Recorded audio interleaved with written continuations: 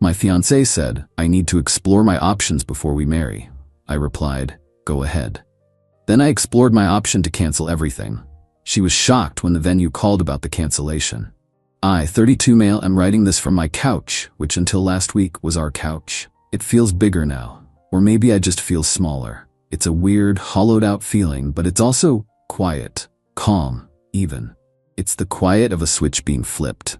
3 weeks ago, I was the happiest man alive. My fiancée, Stephanie, 29, and I had just put the deposit down on a gorgeous, rustic barn venue for our wedding next fall. We'd been together for 5 years, lived together for 2. This was it. The final sprint. Then came last Tuesday. I came home from work with takeout from her favorite Thai place. She was picking out a salad in the kitchen, not really looking at me. Hey, you okay? I asked. Not feeling the pad, see you? She pushed her salad away and sighed, a deep, theatrical sound that I now realize was a rehearsal. Jason, we need to talk. My stomach did a little flip. The 4 horsemen of the relationship apocalypse. Okay, I said, sitting down. What's up? This whole wedding thing, it's a lot. It's so final, she said, staring at her perfectly manicured nails. And I've been thinking. I love you, but am I just comfortable? I only have one life to live, you know? I feel like I need to explore my options before we get married. I just stared at her. Explore. Her. Options. Like she was browsed for a new car. The words hung in the air, stinking up the room. The smell of betrayal, I guess, is a mix of wilted lettuce and broken promises.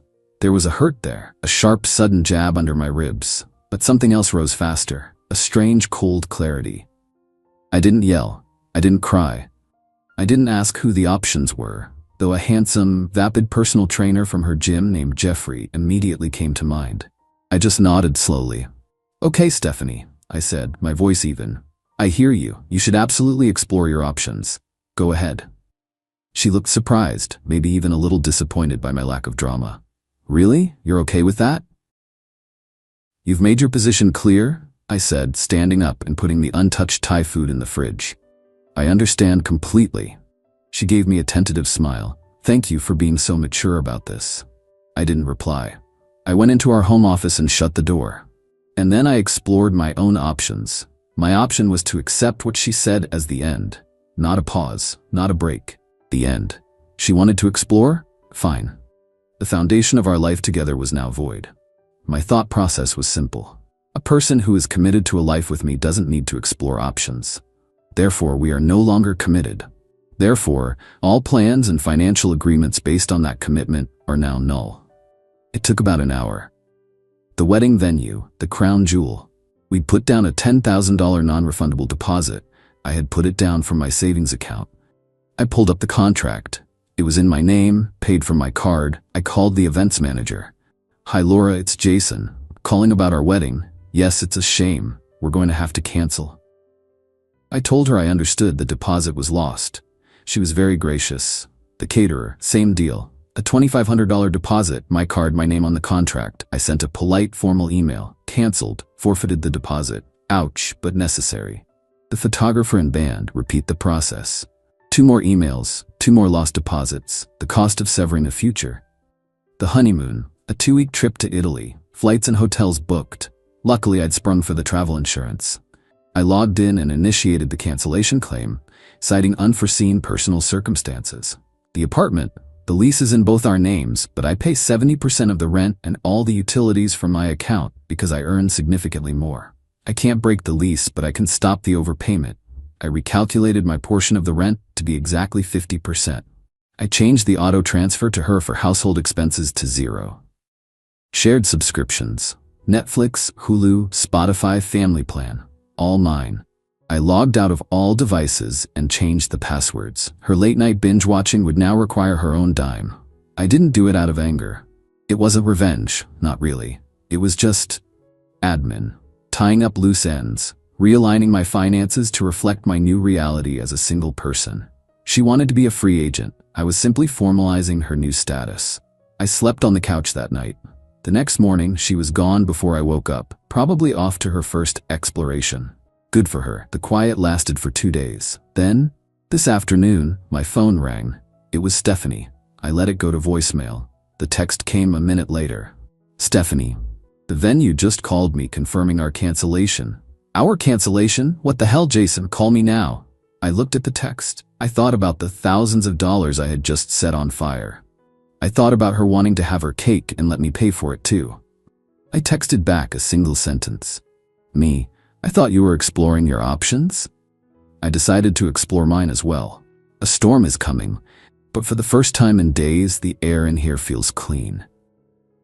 Update 1. Well, the storm made landfall. Thanks for all the comments and DMs. It's good to know I'm not crazy for, listening to what someone says and acting on it. So where were we? Ah yes, the cancellation text. Stephanie's response was a string of frantic misspelled messages that I'll summarize for you. Are you insane? Those were non-refundable. That was our future. How could you be so destructive? The lack of self-awareness was and continues to be breathtaking. She showed up at the apartment that evening, and she didn't come alone. She brought her first option with her, Jeffrey, the gym trainer. I guess he was her emotional support himbo. I opened the door and found them standing there, Stephanie looking like she was ready to breathe fire, and Jeffrey looking smug, like he'd won a prize he didn't realize he now had to feed and house. Jason, you have to fix this, she said, pushing past me into the living room. Jeffrey followed, puffing his chest out. There's nothing to fix, Stephanie, I said calmly, closing the door. We're not getting married. The wedding is canceled. I didn't say I was calling it off, she shot back. I said I needed to explore. Do you know how embarrassing it was to get that call? To have to explain to Jeffrey that our venue was gone? I glanced at Jeffrey. He was inspecting my bookshelf, probably looking for a protein shaker. I can't imagine, I said dryly. Jeffrey, my apologies. The free bar at my expense is no longer on the table. He just grunted. This isn't a joke. Stephanie's voice was getting shrill. That was a $10,000 deposit. My parents helped with that. This was news to me. Really? Because my bank statement says the full amount came from my account. They gave me cash. For my half. It's all mixed together. This is a classic Stephanie move.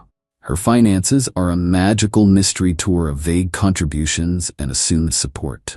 Okay, I said, pulling out my phone. So if your parents gave you $5,000 in cash for the venue, just transfer it to my account and we'll call it even for that portion. I'll happily eat my own $5,000 loss. She stared at me, mouth opening and closing like a fish. I don't have it right now. I used it for things. Things? I asked. I knew exactly what things. New outfits for her dates with Jeffrey, probably. Well, when you find it, let me know. In the meantime, the cancellation stands. Then Jeffrey decided to speak. Bro, not cool, he said, stepping forward. You're stressing her out. You should just call them back. Uncancel it for her. Bro, I replied, matching his tone. She came to me and effectively ended our 5-year relationship. Did she mention that part to you? Or did she just mention the part where I was supposed to keep funding the party while she tried out a new dance partner? The silence was delicious. Jeffrey looked at Stephanie, a flicker of confusion on his face. It wasn't like that, she insisted. You're twisting my words. I just needed space. And I'm giving it to you, I said. Lots of it. In fact, we need to talk about this space. I gestured around the apartment. The lease is up in 4 months. I won't be renewing it with you. We need to figure out who is moving out, or if we're terminating early, which will cost us. Stephanie's face went pale. Move out? But where would I go? Jeffrey, to his credit, looked deeply uncomfortable. This was clearly more than he signed up for.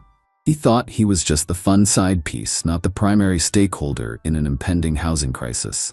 I don't know, Stephanie, I said, and here a little bit of the hurt crept back into my voice. You were so sure about exploring your options. I just assumed you had a plan for what you'd do if one of those options meant you couldn't come home to me anymore. She burst into tears. It was her go-to weapon, and for 5 years it worked every time. But something inside me had been cauterized. I just felt tired. I'm going to stay with a friend for a few days, I said, grabbing a duffel bag I'd already packed. I suggest you and Jeffrey use this time to figure out your next steps. I've already spoken to the landlord about the process for one of us to vacate the lease. I'll forward you the email. I walked out, leaving them standing in the middle of a life I had paid for, a life she had just torched.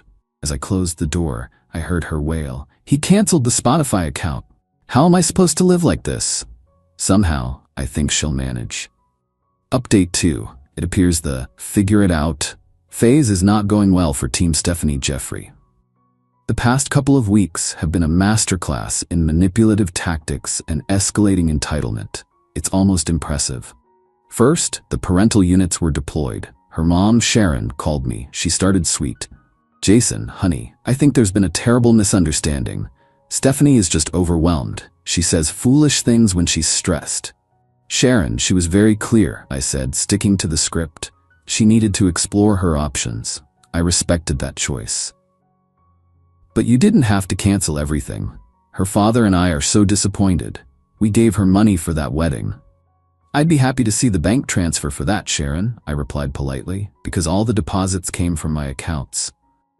"If you can show proof of contribution, I'll have my lawyer draft an agreement to reimburse you for that specific amount once the apartment situation is settled."